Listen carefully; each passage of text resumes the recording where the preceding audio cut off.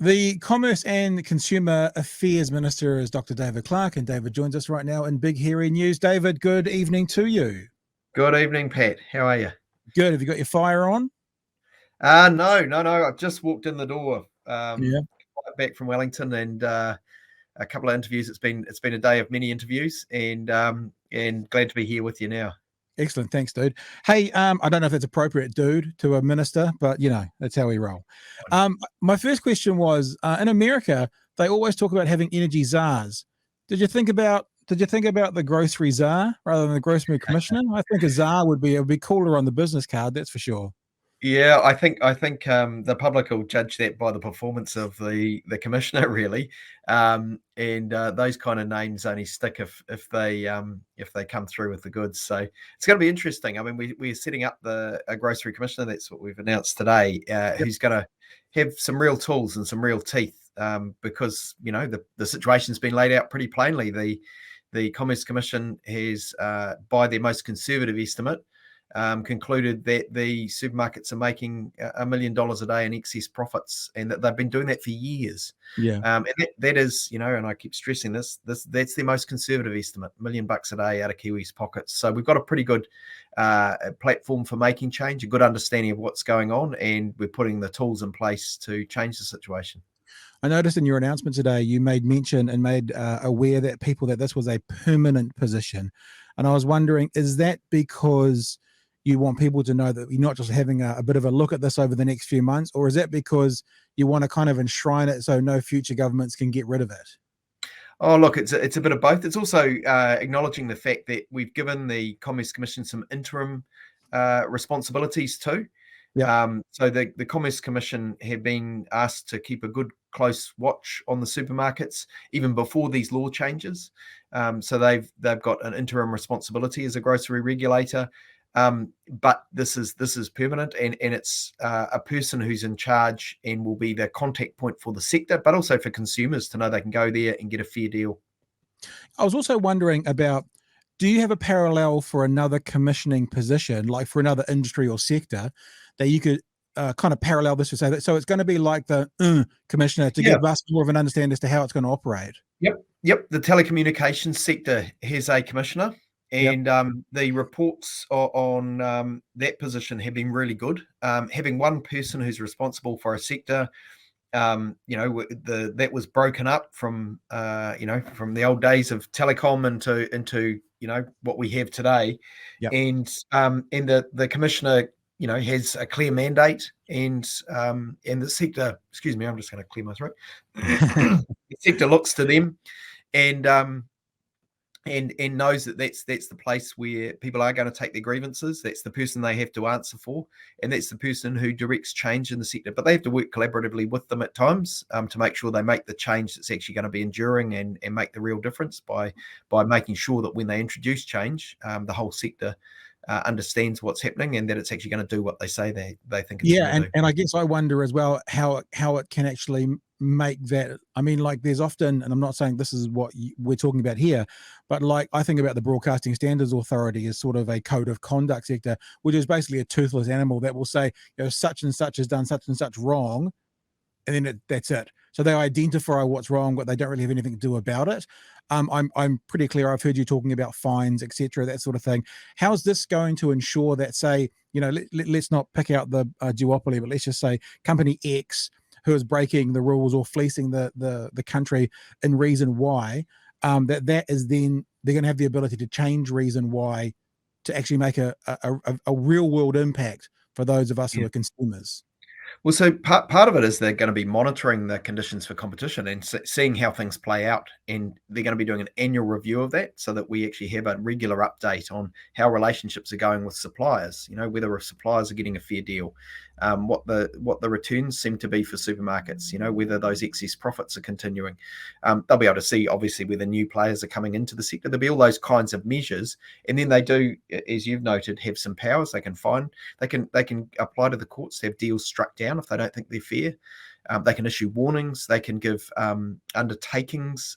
So, often in order not to be taken to court, what the big players will do is they'll say to the Commerce Commission, here, we'll do these other things, and we'll rectify this and save everyone a long legal battle, and they can then enforce those things. They can make them mandatory. So we're giving them a range of tools in this situation, as well as the inquiry tools that they'll have to actually get a real grip on the situation. And that they haven't had that level of support before. I mean, just to take a half step backwards, I know we've only got you for 10 minutes or so, but how do you guys as the government, how does your minister position in commerce and consumer affairs, where's the line between going, this is a really successful business, if they're going to charge whatever they want for their widgets, in this case it's food, they should be entitled to, and this is a business that's taking advantage of the community? How do you guys find where that line is? Well, it's a really fair question. One of the really good things it's one of the good things that's come out of these market studies. So the last term of the Labour-led government, these market studies were funded. The first one we did was in fuel. It was before my time in the role. Then we've done this one on supermarkets, and the next one's on building products. And they actually give the Commerce Commission the resources and the time to dig in to the sectors, to require information out of them, to have a constructive engagement, and really look under the hood and see what's going on in a sector. And that for the first time, everyone suspected the supermarkets were doing pretty well. Everyone kind of felt like we're paying a bit much for groceries, but no one actually had the facts in terms of a sector-wide view. Yeah. And the Commerce Commission's done that, and it's crunched the numbers. It's then taken it back to the supermarket and said, look, we think you're making ridiculous profits here. The supermarkets have said, oh, hang on. If you modify this assumption and that one, you'll see that we're only making 2/3 of what you thought we were making. Yeah. And the Commerce Commission has actually accepted lots of the feedback from the supermarkets, and even still says they're making roughly twice what you should reasonably expect. So they've been able to go backwards and forwards, tease things out, get a real grip on what's going on. And then we can, with confidence, say, compared to plenty of other places in the world, the returns compared to the risk for that sector are excessive. And $1 million a day is not the profit; that's the excess profit. They're still allowed to make profits, probably more than $1 million a day between them. But this is saying this is above and beyond. This is just what, if you've got a lot of capital invested, there is some risk. It's a business, you can get a return, but you shouldn't be just making these ridiculous profits. That suggests something's not right in the market. And then they've identified a whole lot of things that need fixing so that we can have a competitive market. Is this going to be supported by National, or are they going to find a National Conservative loophole that they're not that happy with? What do you think? Look, I don't know. So far, they've they have supported the initial changes we made around banning anti-competitive leases and land covenants. So credit to them for getting in behind that. When push comes to shove, we'll see. I certainly hope so. I mean, the evidence laid out by the Commerce Commission is pretty blunt, pretty clear.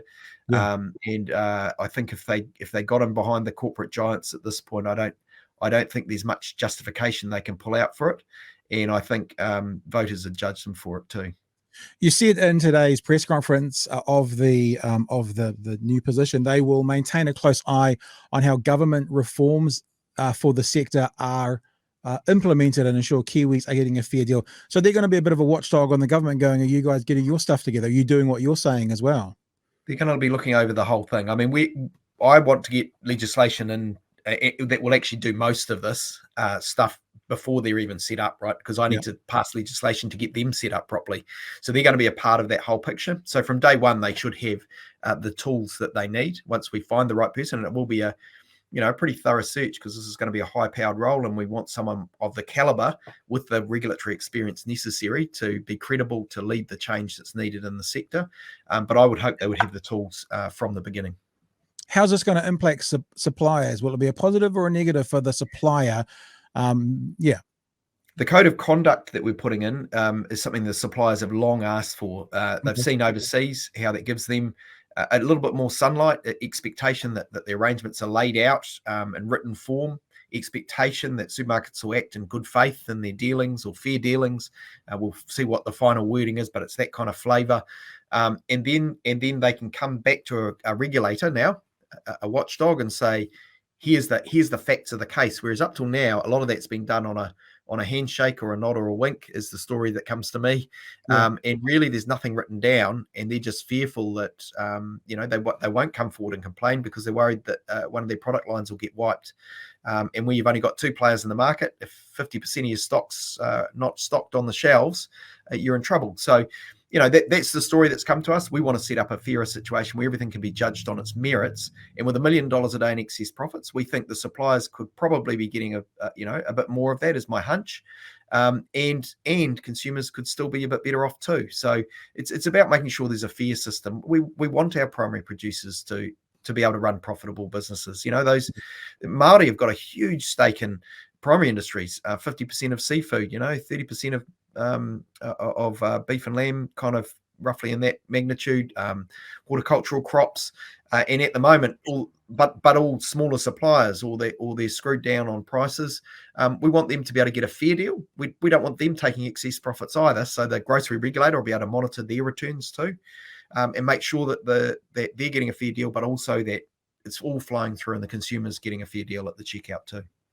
Hey, very last question. It feels like a proper grown-up interview. I'm not used to doing these anymore, David. There's no silliness or sweary words. Last question is, who's this person going to be? What's their CV going to look like? What skill set is going to be this new grocery commissioner to run this thing? Yeah, I mean, I'll leave a lot of the detail of that to the technical experts, but it will be somebody who understands some of the really dry economic regulation stuff. I think it's fair to say, but we'll also want to know that they've got the right values, that they intend to regulate properly, to make sure that they're acting in the consumer's interest. That's what they'll be there to defend. Yeah, cool. Hey, thank you so much for joining us this evening. I really enjoy it. Well, I'm sure we'll see you up at the park sometime soon when we're running the dog with the kids. And I hope so. yeah, look, it's great to have you on board. I think our first official minister on BHN, so that's nice, and we look forward to communicating with you guys and all the political figures, certainly between now and the upcoming election at the end of next year. So all the best. Thanks for your time, and cheers for talking to us today about the new position, the Grocery Commissioner. Well, great. Thanks, Pat. All the best. Cheers.